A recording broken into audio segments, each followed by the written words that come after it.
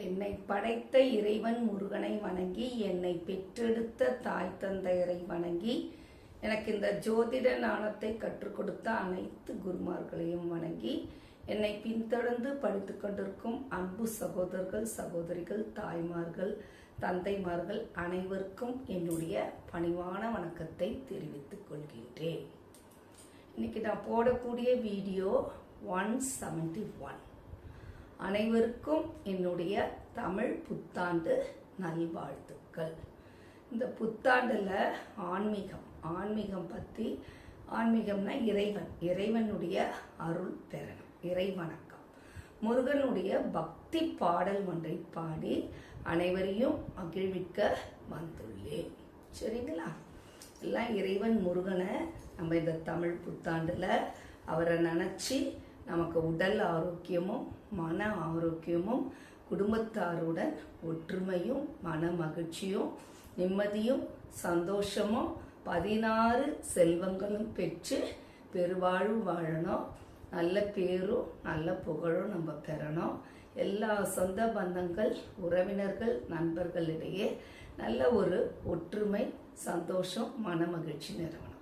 பகை இல்லாமல் எல்லாரும் ஒரு ஒற்றுமையாக வாழணும்னு நினச்சிட்டு இந்த தமிழ் புத்தாண்டில் எல்லாரையும் ஆசீர்வாதம் பண்ணிட்டு இறைவன் முருகனை பற்றி ஒரு பாட்டு பாடி உங்கள் எல்லாரையும் மகிழ்விக்க இன்னைக்கு நான் வந்துள்ளேன். என்னுடைய தலைப்பே என்னன்னா ஆன்மீகமும் ஜோதிடம் தான். இவ்வளோ நாள் நான் ஜோதிட பாடத்தை கற்றுக் கொடுத்தேன். இந்த தமிழ் புத்தாண்டில் உங்கள் மனசெல்லாம் ரிலாக்ஸ் ஆகணும், எல்லாரும் சந்தோஷமாக இருக்கணும்னு நினச்சிட்டு ஒரு முருகன் பாட்டை நான் பாடுறேன். முருகன் பக்தி பாட்டை.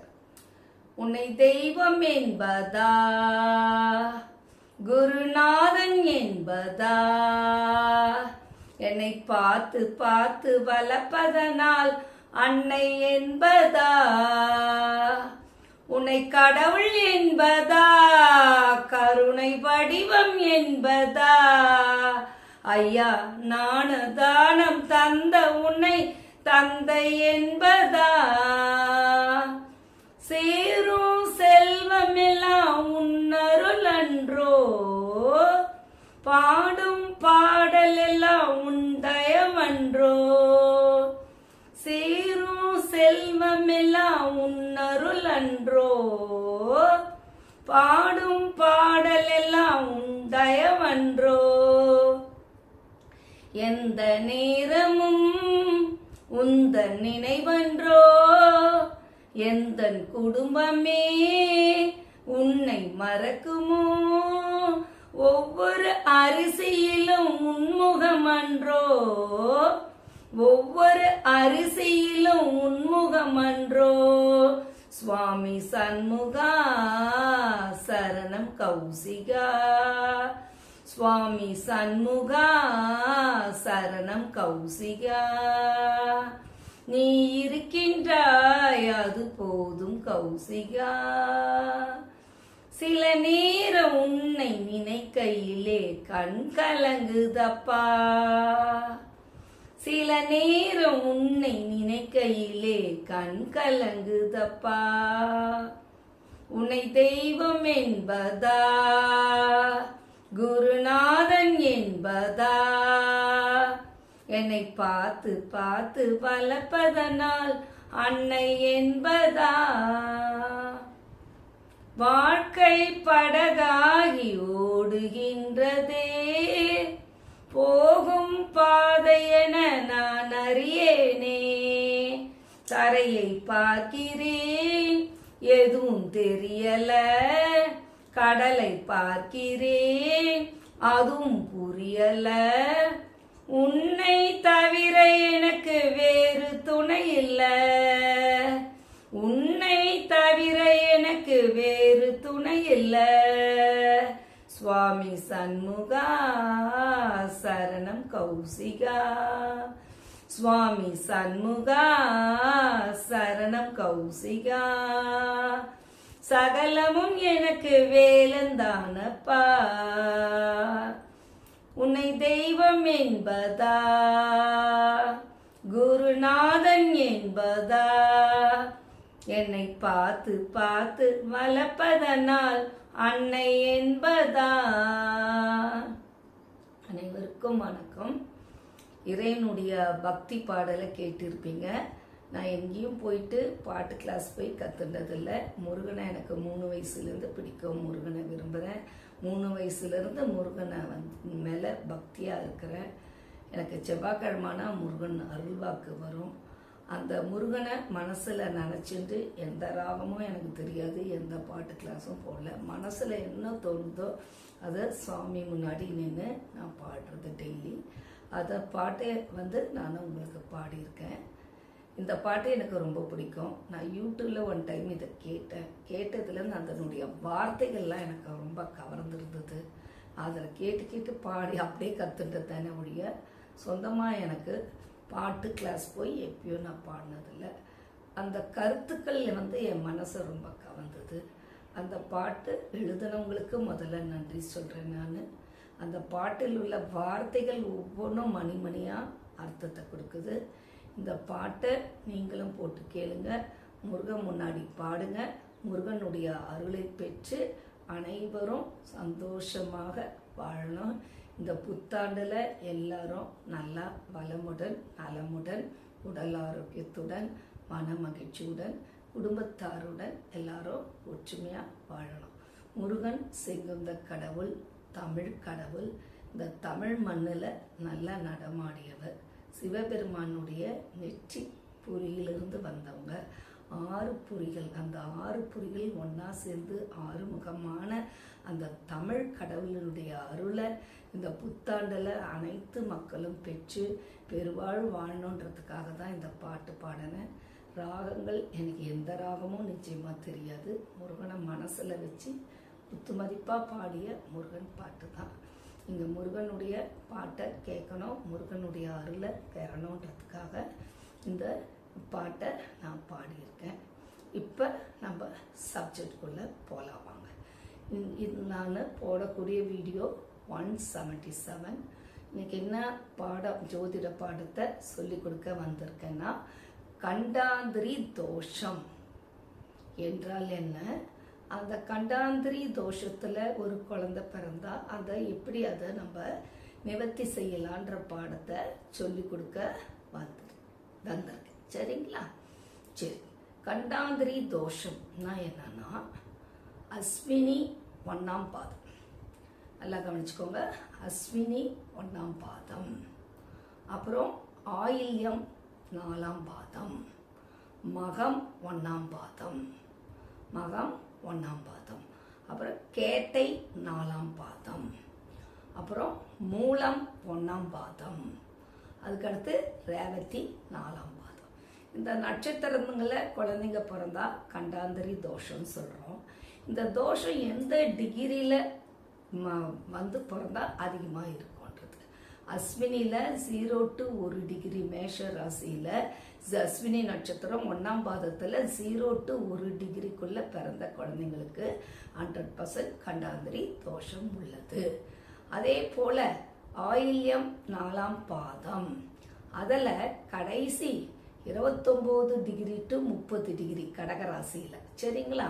29 to 30 டிகிரியில் ஒரு குழந்தை அஸ்வினி 4ஆம் பாதத்தில் அந்த டிகிரிக்குள்ளே பிறந்த குழந்தைங்களுக்கு 100% கண்டாந்திரி தோஷம் உள்ளது. அப்புறம் மக நட்சத்திரம் 1ஆம் பாதம், மக நட்சத்திரம் 1ஆம் பாதத்தில் 0 to 1 டிகிரிக்குள்ளே பிறந்த ஆண் பெண் குழந்தைங்களுக்கு 100% கண்டாந்திரி தோஷம் உள்ளது. மகத்துக்கு அடுத்து கேட்டை 4ஆம் பாதம், விருச்சிக ராசிக்கு கேட்டை 4ஆம் பாதம். அந்த 4ஆம் பாதத்தில் 29 டிகிரியிலேருந்து 30 டிகிரி விருச்சிக ராசிக்குள்ள பிறந்த குழந்தைங்களுக்கு, ஆண் பெண் குழந்தைங்களுக்கு 100% கண்டாந்திரி தோஷம் உள்ளது. சரிங்களா? அடுத்து தனுசு ராசிக்கு வாங்க. தனுசு ராசியில் மூலம் 1ஆம் பாதம், மூலம் 1ஆம் பாதம் தனுசு ராசியில் 0 to 3 டிகிரி 20 மினிட் வரைக்கும் இருக்குது. ஆனால் 100% கண்டாந்திரி தோஷம் எங்கே வருதுன்னா 0 to 1 டிகிரிக்குள்ளே பிறந்த குழந்தைங்களுக்கு 100% கண்டாந்திரி தோஷம் வருகின்றது. அதுக்கப்புறம் வாங்க மீன ராசிக்கு. மீன ராசியில ரேவதி 4ஆம் பாதத்துல பிறந்த குழந்தைங்க கண்டாந்திரி தோஷம் சொல்லுவாங்க. இதுல 100% கண்டாந்திரி தோஷம் யாருக்கு இருக்குதுன்னா, மீன ராசியில ரேவதி 4ஆம் பாதத்துல 29 டிகிரிலேருந்து 30 டிகிரிக்குள்ள பிறந்த ஆண் பெண் குழந்தைங்களுக்கு கண்டாந்திரி தோஷம் 100% உள்ளது. இப்போ கண்டாந்திரி தோஷம்னா என்னன்னு தெரிஞ்சுக்கிறீங்க. எந்த டிகிரிக்குள்ள பிறந்தா 100% வரும்ன்றதும் தெரிஞ்சுக்கிங்க. சரிங்களா? அஸ்வினி மீண்டும் ஒரு முறை சொல்றேன், நல்லா மனசுல பதிய வச்சுக்கோங்க. கண்டாந்திரி தோஷம் என்றால் என்ன? அது அஸ்வினி 1ஆம் பாதம். அதில் 0 to 1 டிகிரிக்குள்ள பிறந்த ஆண் பெண் குழந்தைங்களுக்கு 100% கண்டாந்திரி தோஷம் உள்ளது. அதுக்கப்புறம் கடகராசிக்கு வாங்க. ஆயில்யம் 4ஆம் பாதம். ஆயில்யம் 4ஆம் பாதத்துல 29 டிகிரி, கடகராசியில 29 டிகிரி டு 30 டிகிரிக்குள்ள பிறந்த ஆண் பெண் குழந்தைங்களுக்கு கண்டாந்திரி தோஷம் உள்ளது. அப்புறம் மக நட்சத்திரம் சிம்ம ராசிக்கு வாங்க. மக நட்சத்திரம் 1ஆம் பாதம். 1ஆம் பாதத்துல 0 to 1 டிகிரிக்குள்ள பிறந்த ஆண் பெண் குழந்தைங்களுக்கு 100% கண்டாந்திரி தோஷம் உள்ளது. அடுத்து விருச்சிக ராசிக்கு வாங்க. விருச்சிக ராசியில கேட்டை 4ஆம் பாதம். அதில் 29 டிகிரிலேருந்து 30 டிகிரி விருச்சிக ராசியில கேட்டை 4ஆம் பாதத்துல பிறந்த ஆண் பெண் குழந்தைங்களுக்கு கண்டாந்திரி தோஷம் உள்ளது. சரிங்களா? அதுக்கடுத்து மூல நட்சத்திரம் தனுசு ராசிக்கு மூல நட்சத்திரம் 1ஆம் பாதத்துல பிறந்த ஆண் பெண் குழந்தைங்க அவங்க கண்டாந்திரி தோஷத்துல பிறந்திருக்காங்க சொல்லுவோம். அதுலயும் குறிப்பாக 0 to 1 டிகிரிக்குள்ள பிறந்த ஆண் பெண் குழந்தைக்கு தனுசு ராசியில மூல நட்சத்திரம் 1ஆம் பாதத்துல 0 to 1 டிகிரிக்குள்ள பிறந்த ஆண் பெண் குழந்தைகளுக்கு 100% கண்டாந்திரி தோஷம் உள்ளது. சரிங்களா? அதுக்கு அடுத்தது வாங்க மூல நட்சத்திரத்துக்கு அப்புறம் மீன ராசி. மீன ராசியில ரேவதி 4ஆம் பாதத்துல 29 டிகிரிலேருந்து 30 டிகிரிக்குள்ள பிறந்த ஆண் பெண் குழந்தைங்களுக்கு 100% கண்டாந்திரி தோஷம் உள்ளது. சரிங்களா? இப்போ கண்டாந்திரி தோஷம் எந்த டிகிரிலேருந்து எந்த டிகிரிக்குள்ள பிறந்த ஆண் பெண் குழந்தைங்களுக்கு 100% கண்டாந்திரி தோஷம் உள்ளதுன்றது தெரிஞ்சுடுங்க. இப்போ எல்லாருக்கும் ரொம்ப நல்லா புரிஞ்சிருக்கும். கண்டாந்திரி தோஷம் என்றால் என்னன்றது நல்லா புரிஞ்சிருக்கும். சரிங்களா? அதுலேயும் குறிப்பாக எந்த டிகிரிலேருந்து எந்த டிகிரிக்குள்ள பிறக்கிற ஆண் பெண் குழந்தைங்க 100% கண்டாந்திரி தோஷத்துல பிறந்திருக்காங்கன்னு தெரிஞ்சுடுங்க. கண்டாந்திரி தோஷம் என்றால் என்ன அது தெரிஞ்சுடுங்க. சரி, ஒரு குழந்தை ஜனனம் ஆயிடுச்சு, பூமியில கண்டாந்திரி தோஷத்துல ஜனனம் ஆயிடுது, 100% இருக்கிற அந்த டிகிரிக்குள்ள பிறந்துடுது. அப்ப நம்ம என்ன செய்யலாம் அப்படின்னா, அந்த கண்டாந்திரி தோஷத்துல பிறந்த ஆண் பெண் குழந்தைகளை அந்த பெற்றோர்கள் சரிங்களா போயிட்டு பெருமாள் கோயில்ல போயிட்டு தத்து கொடுக்கணும். கோயிலில் தத்து கொடுத்துட்டு பெருமாளுக்கு அந்த குழந்தைய தத்து கொடுத்துட்டு எடைக்கு எடை தவிடு கொடுத்து திருப்பி சாமி கிட்டேருந்து வாங்கிட்டு இருக்கலாம். பெருமாள் கோயிலில் பெருமாளுக்கு அந்த குழந்தைய தத்து கொடுத்துடலாம். தத்து கொடுத்துட்டு எடைக்கு எடை தவிடு போட்டு சாமி கிட்டேருந்து தத்து கொடுத்துட்டு தத்து வாங்குறது. அப்படி வாங்கிட்டு வந்தால் அந்த தோஷங்கள் குறையும். அப்புறம் இந்த குழந்தைங்க பெருசாக வளரும்போது செல்வாங்க கண்டங்கத்திரிக்கான்னு கேள்விப்பட்டிருப்பீங்க. நாட்டு மருந்து கடையிலெல்லாம் கிடைக்கும், சின்னதாக இருக்கும். அந்த கண்டங்கத்திரிக்காவை பெருசாக பிள்ளைங்க வளர்ந்து பெருசாகிற காலத்தில் அவங்களுக்கு கண்டங்கத்திரிக்காவை குழம்பு பண்ணி கொடுத்தாலும் இந்த தோஷம் நிவர்த்தின்னு சொல்கிறோம். இப்போ புரிஞ்சுடுதுங்களா? கண்டாந்திரி தோஷம் என்றால் என்னன்றது பார்த்தீங்க. அந்த டிகிரி நான் சொன்ன டிகிரி மினிட்ல ஒரு ஆண் குழந்தையோ பெண் குழந்தையோ ஜனனம் ஆயிடுச்சுன்னா அது இறைவனால படைக்கப்பட்டது தான். கண்டாந்திரி தோஷத்துல குழந்தை வேணும்னு எந்த பேரண்ட்ஸும் விரும்ப மாட்டாங்க. தானா அந்த டைம்ல பிறந்துடுது, ஜனனம் ஆயிடுது.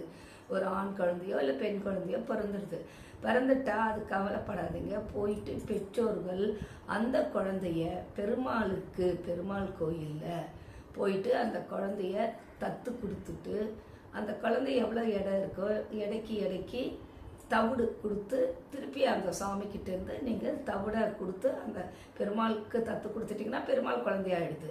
அது பெருமாள் கிட்ட இருந்து நீங்கள் மீண்டும் வாங்கும்போது இடைக்கிடைக்கு தவிடு கொடுத்து பெருமாள் கிட்ட இருந்து நீங்கள் திருப்பி தத்து கொடுத்து தத்து வாங்கிட்டு வரலாம். அதில் அந்த தோஷம் நிவர்த்தி ஆகுதுன்றது ஐதீகம், நம் முன்னோர்கள்லாம் சொன்னது. சரிங்களா? இது அதுக்கடுத்து அந்த பிள்ளைங்க வளர்ந்து பெருசாகும்போது நம்ம கண்டங்கத்திரிக்காய் குழம்ப அடிக்கடி மாதத்துக்கு ஒரு முறையோ 3 மாதத்துக்கு ஒரு முறையோ வச்சு அந்த குழந்தைங்களுக்கு கொடுத்தோம்னா அந்த தோஷம் நிவர்த்தி ஆகிறது. அந்த தோஷத்துக்கு பரிகாரம் இறைவன் பெருமாள் வெங்கடாஜலபதி பெருமாள் கோயிலில் பெருமாளுக்கு தத்து கொடுத்துட்டு இடைக்கிட தவிடு கொடுத்து திருப்பி வாங்கிறது. பசங்க வளர வளர இந்த குழந்தைங்க பெருசாக நம்ம 3 மாதத்துக்கு ஒரு முறையோ எப்போ முடியுதோ அப்போ கண்டங்கத்திரிக்காவை குழம்பு வச்சு கொடுத்தோம்னா அந்த தோஷம் நிவர்த்தி ஆயிடுது. சரிங்களா? இந்த தமிழ் புத்தாண்டில் எனக்கு தெரிஞ்ச ஒரு முருகன் பாட்டை பாடினேன். முருகனுடைய அருள் எல்லாருக்கும் கிடைக்கும்னு நம்புகிறேன். நான் எல்லாரும் முருகனுடைய குழந்தைகள் தான், அனைவருமே இறைவன் முருகனுடைய குழந்தைகள் தான். அதே சமயத்தில் எல்லாரும் எதிர்பார்க்கறது என்னன்னா ஜோதிடம் வந்து டீப்பாக ஒரு எல்கேஜி யூகேஜி குழந்தைங்களுக்கு எப்படி ஒரு டீச்சர் பாடம் நடத்துகிறோமோ அந்த மாதிரி தான் நான் ஸ்லோவாக பாடம் நடத்துகிறேன். இது வந்து மக்கள் மனசில் போய் பதியணும், எல்லாருக்கும் சேரும். பணம் கட்டி குருமார்கள்கிட்ட வசதி இருக்கவங்க படித்து ஜோதிடத்தை கற்றுக்குறாங்க.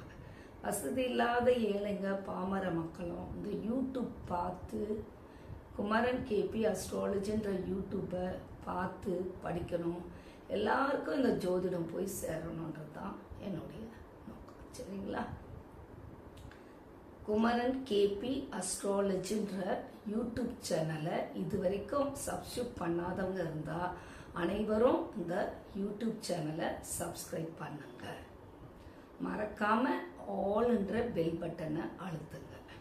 நான் போடக்கூடிய ஒவ்வொரு ஜோதிட வீடியோக்களும் சொக்க தங்கம். இந்த தங்கம் அந்த ஞானம், இந்த அறிவு எல்லா மக்களுக்கும் போய் சேரணும். நீங்கள் மட்டும் இதை பார்த்து சந்தோஷப்பட்டா பத்தாது. அதனால் நீங்கள் உங்கள் நண்பர்கள் உறவினர்களுக்கெல்லாம் இந்த வீடியோ பிடிச்சிருந்தா லைக் பண்ணுங்கள், ஷேர் பண்ணுங்கள்.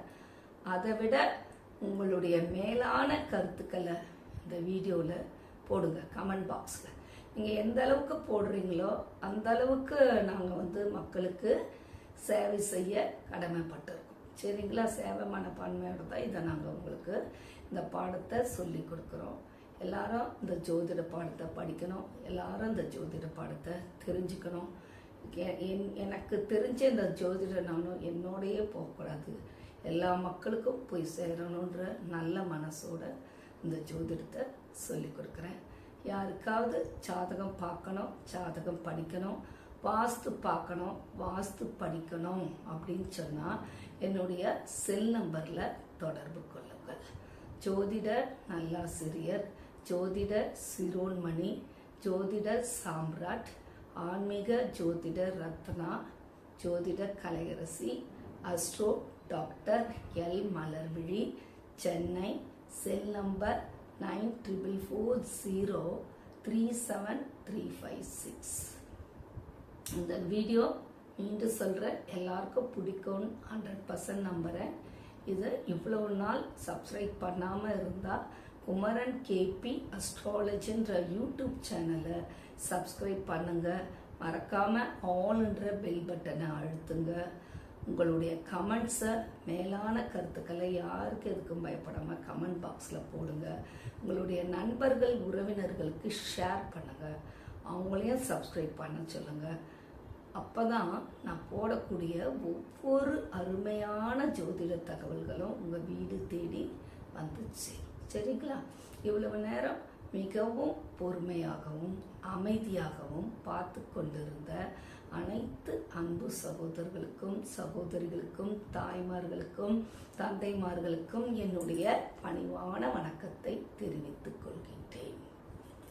சரிங்களா? குமரன் கேபி அஸ்ட்ராலஜின்ற அந்த யூடியூப் சேனலை இதுவரைக்கும் சப்ஸ்கிரைப் செய்த எனக்கு ஆதரவு அளித்து கொண்டிருக்கின்ற அன்பு சகோதரர்கள் சகோதரிகள் தாய்மார்கள் தந்தைமார்கள் அனைவருக்கும் என்னுடைய நன்றி கலந்த வணக்கத்தை தெரிவித்துக் கொள்கின்றேன். அனைவரும் இறைவனுடைய முருகனுடைய குழந்தைகள் தான்.